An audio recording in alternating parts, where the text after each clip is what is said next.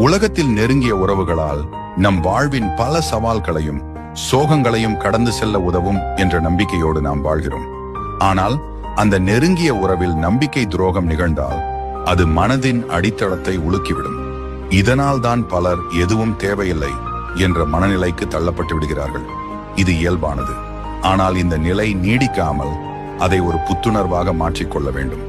நமக்காக நாமே உறுதியாக நிற்க வேண்டும். நம்பிக்கையை இழந்ததால் வாழ்க்கையை நிறுத்திவிட முடியாது. அது நம்மை வலிமையானவர்களாக மாற்றும் ஒரு பாடமாக இருக்க வேண்டும். நம்பிக்கை துரோகமான வாழ்க்கையின் கடைசி அத்தியாயம் அல்ல, அது ஒரு புதிய அத்தியாயத்தின் தொடக்கம். உங்களை நம்புங்கள், துரோகத்தின் வலி நம்மை தூரத்துக்கும் உயரத்துக்கும் கொண்டு செல்வதற்கான ஒரு சிகப்பு சுடரை போல ஆகட்டும். முடிவில் நெருங்கிய உறவின் நம்பிக்கை துரோகம் உங்கள் வாழ்க்கையை மாற்றுகிறது. ஆனால் அதை நீங்கள் எப்படி எதிர்கொள்கிறீர்கள் என்பதில்தான் உங்கள் வெற்றி அடக்கம். உங்கள்